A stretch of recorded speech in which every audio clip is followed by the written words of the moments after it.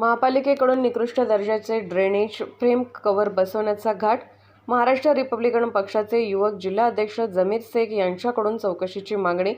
सध्या मिरज महापालिकेच्या वतीने चांगल्या व सुस्थितीत असलेले मिरज नगरपालिका अस्तित्वात असताना जे फ्रेम कव्हर मजबूत व लोखंडी होते ते काढून निकृष्ट व दर्जाहीन सिमेंटचे फ्रेम कव्हर बसवत आहे, जेणेकरून काही दिवसातच ड्रेनेजचे सिमेंटचे नवीन फ्रेम कव्हर मोडकळीस येत असून या संपूर्ण कामाची चौकशी होऊन जिथे जिथे जुने लोखंडी मजबूत फ्रेम कव्हर काढून नवीन कव्हर बसवत आहे त्या ठिकाणी परत जुने कव्हर बसवावे। नवीन ड्रेनेज फ्रेम कव्हरच्या नावाखाली जुने शेकडो लोखंडी मजबूत फ्रेम कव्हर भंगारमध्ये घालण्याचा अधिकाऱ्यांचा मानस आहे काय व ठेकेदारांना पोचणार आहे काय असा प्रश्न मिरजकर जनतेला पडलेला आहे।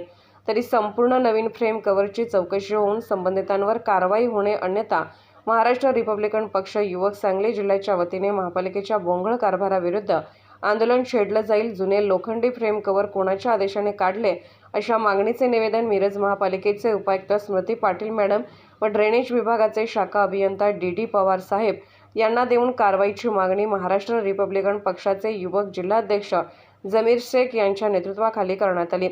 यावेळी युवक जिल्हाध्यक्ष जमीर शेख, महाराष्ट्र रिपब्लिकन पक्षाचे मिरज कार्याध्यक्ष अजय बाबर, हजरत टिपू सुलतान जयंती महोत्सव समितीचे नासिर शेख, सलमान भोरे, युवक मिरज शहर अध्यक्ष साद गवंडी, अल्पसंख्याक सेलचे मिरज शहर संघटक जयंत सय्यद, आवेश सय्यद व नासिर बागलगोटे आदी बहुसंख्य महाराष्ट्र रिपब्लिकन पक्षाचे युवक कार्यकर्ते उपस्थित होते। आज मिरज महानगरपालिका येथे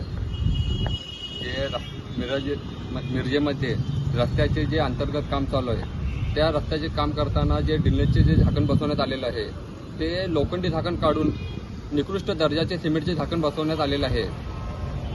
त्या झाकणाची क्वालिटी एकदम लो आहे। ते निकृष्ट दर्जाचे झाकण बसवण्यात आलेलं आहे।